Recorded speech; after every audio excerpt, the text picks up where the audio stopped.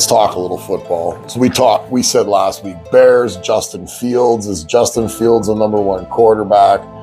Is this going to be when Justin Fields finally gets taken seriously by Chicago and they say, no, we're all in. We're going to do something in the draft. We're going to do something in free agency. We're going to get you some weapons, because there's nothing there in Chicago. There's nothing to help this kid. There's nothing to keep him upright. There's barely a defense. It's a team that's been run poorly for a long time. Like basically a generation ago, they fluked into Urlacher. It was luck. This is not a Bears team that can almost even be taken seriously in the NFC North, because they don't do enough to try to be taken seriously. It's humiliating. Why did they do better? Do better. Right. So they could do better. So they traded that pick. So I guess they're all in on Fields, because they traded the pick to Carolina. They traded for the 9th overall pick. So Carolina, obviously moving into first. We're going to talk about that in a second.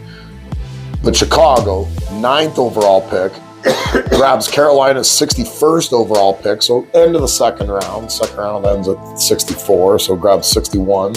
End of the second round. So that's another second rounder.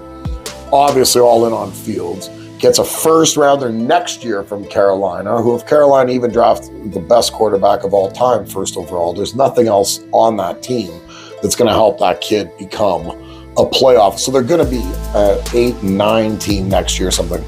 He's dying, everybody. We've lost him. It's a fucking sad day. I was almost done doling out the hockey cards too, and then you died. You didn't even get to see the prosperity from all our hard work. There's no X's yet, so I'm good. So it's and then so they got the first rounder next year. It's probably going to be a decent one. Like I said, Carolina probably not going to turn it around completely, so it's going to be a decent at best season in Carolina. So Chicago's going to get that draft pick. Chicago's also going to get their second round of the year after that. Chicago loaded up to move down 8 spots. Obviously not looking for a quarterback. Obviously all in on Justin Fields. And they got DJ Moore in the trade. So DJ Moore, big-time receiver, 3 times over 1,100 yards receiving. Last year, not so much, still young, like 26. Kid's got a lot of potential. You give Justin Fields something. 9th overall draft pick this year, potentially could still get you the number 1 receiver off the board in Jigba. I can't remember Buddy's name. It's a difficult one. But there's not a lot of receivers. It's not a receiver deep draft, but you could easily get the number 1 guy with the 9th overall pick, with 2 guys around Fields. And all of a sudden now a quarterback that you clearly believe in the system that you've got. And you've got picks for the future in case things go sideways. There are picks for 2. You got your first rounder and Carolina's first rounder next year, just in case you need a quarterback next year because Fields doesn't work. You got DJ Moore in a decent contract, who's a good player, who's durable, plays every game, almost every season. Good hands, strong on the ball, gives Fields something to let a little of the pressure off so Fields doesn't feel like he's doing it all himself in Chicago. Chicago actually made a good move. I don't like the Bears organization. They always seem to fumble the ball. They're kind of a laughable sort of a team who always get like one thing right and do 2 things wrong and then get 100 likes and punch themselves in the dick. Like it always seems to be that move. And this actually seemed like a really smart move. And I would think equally as smart would be Carolina on the other end. I think they didn't give up too much. I think if they think DJ Moore is a little couple years already into that prime of his career, into the thick of it, if he's not going to be a guy who plays till 36, he's going to play till like 32.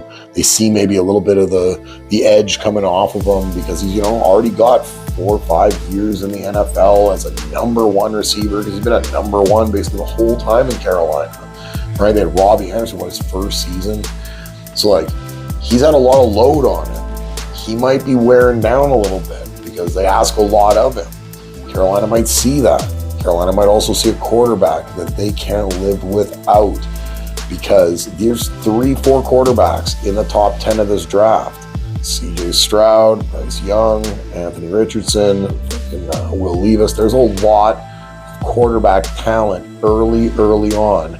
And the Carolina Panthers have tried with a few guys recently. Bridgewater, Darnold, brought in some dude, right, last year. But like, dude, who cares about these other dudes?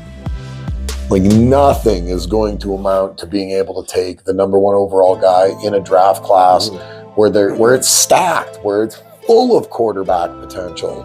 All of a sudden now you're talking about, if you're willing to take that leap, if you're willing to move up and you're willing to pull the trigger, you might find yourself a generational talent. Because like I said, last year, only Kenny Pickett went in the first round, and then there wasn't a quarterback gone until like round 3 or 4.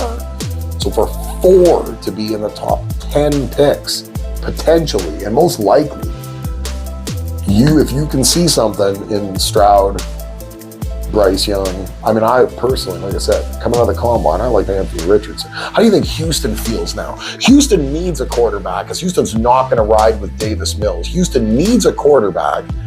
They're not comfortable letting Mills try to captain this ship going into another season where Houston is just one of the bottom feeders of the league. But they won. But they won't. But he's just not the guy. Mills was drafted, 3rd, 4th round. Like he was in a quarterback heavy class a few years ago with Lawrence and Trey Lance and all those guys. But he was drafted more where Kellen Mond and those guys were drafted, middle of the pack, right?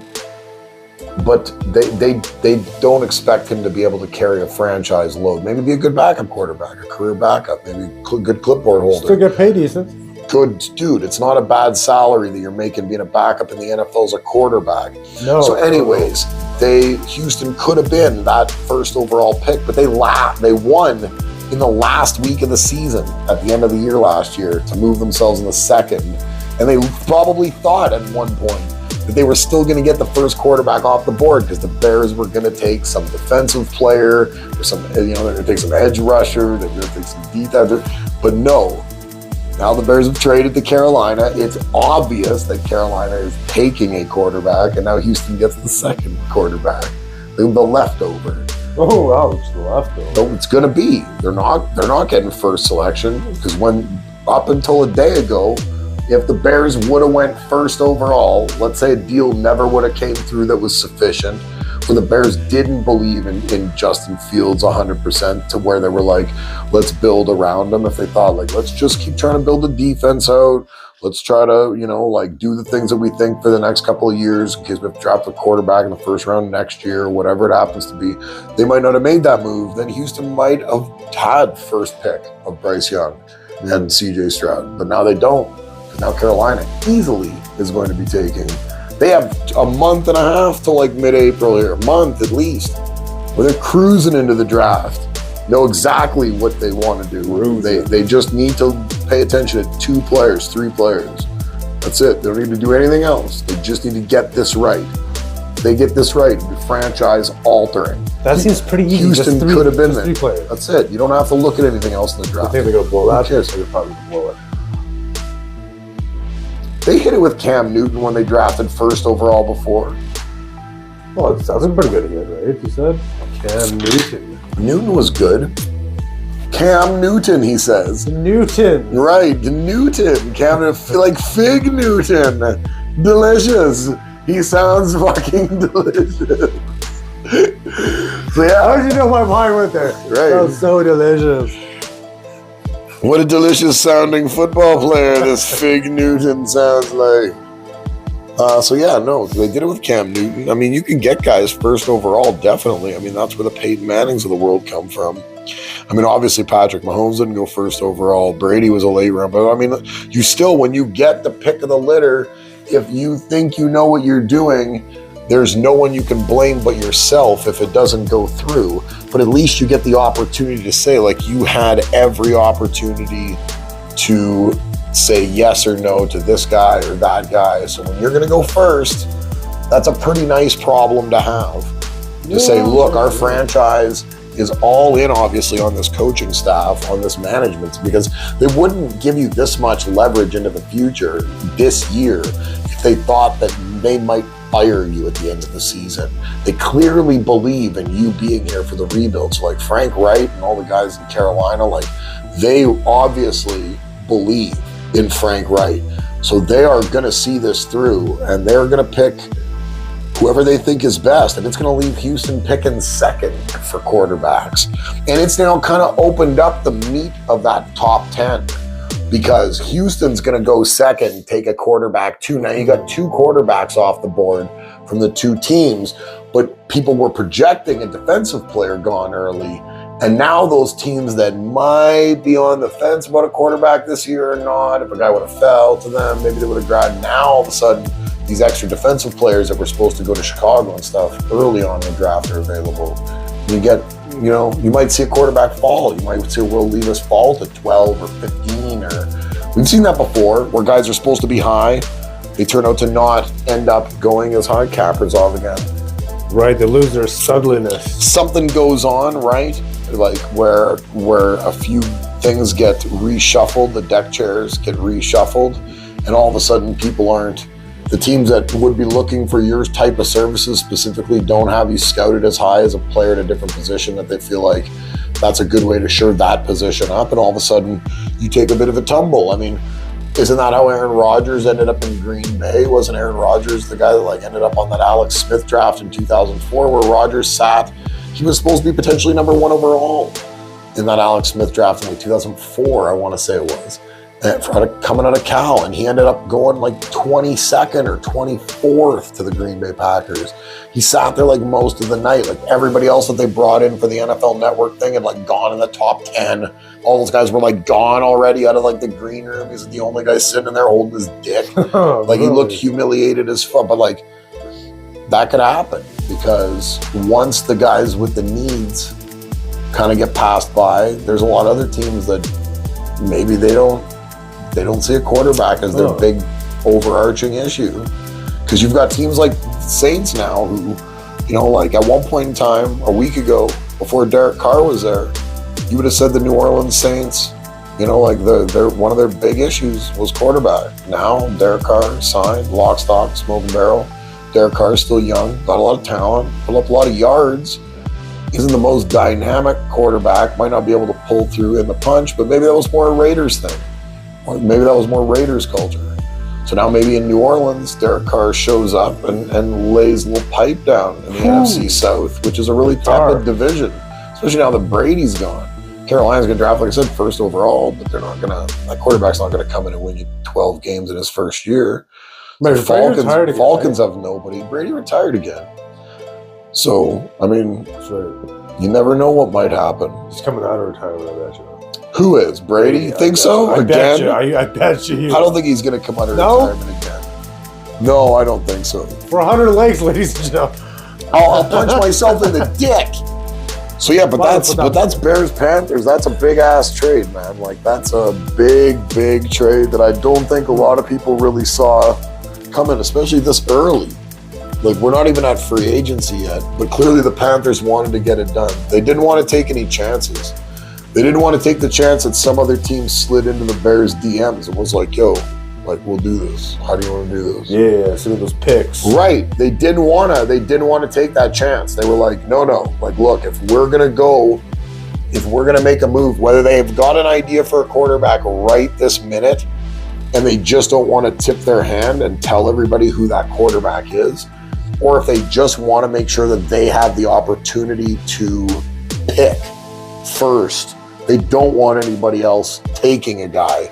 They feel now they've got themselves a month of runway where they can evaluate guys before they have to make a choice, but they've got the right of refusal on everyone rather than having to settle for whatever's left over.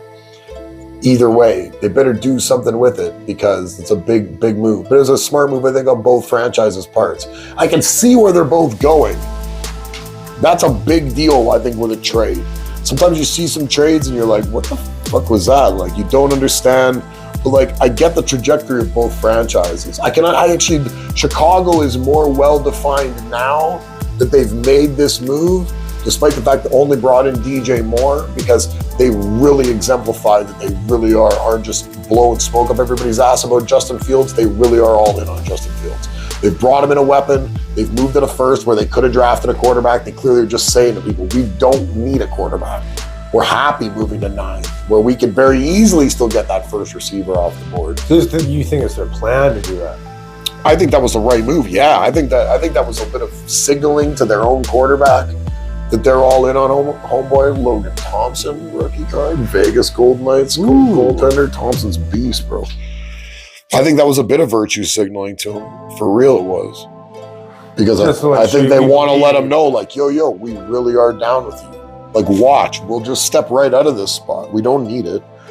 There's no guy that's going to help our team right now. The way we're going to define helping our team is by helping you, our number one quarterback, our quarterback that we believe in wholeheartedly. That's how we're going to help you. That's how we're going to help this team. And that's, I think, what they spoke volumes of by doing that move, where they were just like, time to move out of this. Time to move out of this spot. We can get real assets for now and in the future. Not just DJ Moore, but a bunch of draft picks for a spot that we don't covet near as much as other teams covet. And now Carolina's going to take a quarterback number 1. Houston's going to go number 2. And from there, it all breaks down, because I've even heard Seattle at 5 and stuff are interested in quarterbacks despite signing Geno Smith. And there's not that many quarterbacks to go around. And I'm not sure everybody's going to feel the same about Will Levis and Anthony Richardson that they do about Stroud and Bryce Young, where it's almost a no-brainer. Like, Houston's not going to have a problem taking who's left over. Like, they're going to have to fall in love with Richardson or in love with Levis to not take whoever's left over from Stroud or Young, right? If Young goes first, they'll take C.J. Stroud second. If C.J. Stroud goes first, they'll take Bryce Young second. They're going to have to fall, like, dramatically in love, because as of right now, there's definitely... Dramatically in love with these guys. They're going to have to, if they're going to take them over and above those other two. Those two do seem pretty set. Despite how good Anthony Richardson's combine was, the attention it drew, the skill set that Buddy has. Like, he's got an amazing array of football skills, but clearly the sentiment still remains among, like, scouts and analysts that Stroud and Young are still, like, they're a notch above in pedigree. Whereas Richardson is, and Richardson, like I said, is the guy that I like the best. His scouting combine, to me, his passing drills look fucking impeccable. Dude was a sharpshooter. It looked like goddamn Hawkeye pitching it out there. So, like, it was some business. It's amazing how, like, some of those guys... Dude looked... Yeah, and some of the other guys didn't look as impressive as him, especially when compared directly side by side to him. I noticed, like, dramatic differences, but that's maybe just me. I haven't seen the body of work that a talent scout or the NFL quarterback scout would have seen if they would have watched every Ohio State game, every Florida game, where you're watching every one of these games, every Alabama game, where guys are playing in front of you every day. I've watched the combine and I listened to people talk, but Richardson's combine looked extremely good. And I think it did him a lot of help in the draft process, but I still think Houston would have to fall dramatically in love with him to not take the odd man out from Young or Stroud based on whoever Carolina takes first. I don't know how scouts are. Scouts just scout, like, they stay on one guy. They don't jump back. Unless Houston gets Lamar. Right? So what were you saying? Sorry. Oh, no. Scouts stay on that one, like, scouts scout a guy for a while. Right? It's not like they jump back and forth. Oh, no, you would put in a whole body of work, get a dossier like the FBI, right? Like, you're trying to break a guy down, like... It's not just like, oh, yeah, this guy's playing down to if he's got, like, some sort of wonky leg or a saggy butt or, you know, like, fucking droopy eye or bad attitude or smelly or so they're doing dirty. Like deep profile. They're doing deep profiles, right? Like, they're trying to figure out your character, like... They're trying to figure out if you're going to be a knucklehead or a nincompoop if we give you a bunch of money. We can't just, you know, like, we can't bring you into the fold and adorn you with our brand that we protect so great, not just the brand of the team, but the brand of the NFL. Right, waste a valuable draft pick on you and then have you be some dork who can't play by societal norms just so that we can get through this together and you potentially make a good living in the NFL or NBA or whatever it happens to be, and we hopefully win a championship or perform at least up to par with what our fans feel like they pay for, because fans put in a lot of attention and all that. So you don't want to draft douchebags. So that the drafting process, just like the free agency process, has a lot of interviewing and character thought going into it, where guys are having, discussions behind the scenes about, does this guy seem like a human being we'd like to be in business with, representing our business at the highest of levels that we're paying exorbitant amount of money or allocating heavy, in this draft case, a lot of heavy resources to, if you're drafting a guy high up, right? So scouts have a lot of work, because you're going to then go present that to the top of your management and say, like, I rest my reputation on taking this guy. And then that guy starts showing his dick to everybody, because we've had that recently, right? We have, yes. We've had so many guys. Not us personally. No, but not us. We showed our dick to each other. All the time. All the time. Right, but this is consent. Calms us down. This is consent. Right. That's consent. That's how we like it. This is right. Yeah, no, that's our little wing nod agreement. So yeah, I would, scouts are important, dude. Scouts got a lot on their plate. Because the future of the franchise rests on a good scouting group, scouting division of your franchise, because you're resting a lot of future assets, draft picks, on picking guys that you're hoping pan out in the grand scheme of things. And if they don't, that could set your franchise back years and years. Yeah. And you don't want to be a part of that by any stretch. You're a pro speculator. You are, but that's why you make the fat dossier, and you find out if guys have a propensity to want to beat their wives or any of that other bad stuff. Well, you do. You're not even sure if things change over time, and someone's been good people for a long time. Money changes it, right? Or if someone was an immature little child and they've got a little bit on their record, but in reality they've learned their lesson. And we've seen that a bunch of times too. Yeah. So there's been both sides of the coin, but you don't know. So as a scout, you're trying to take your best evaluation and put your seal of approval on it. So yeah, scouts have a lot to do.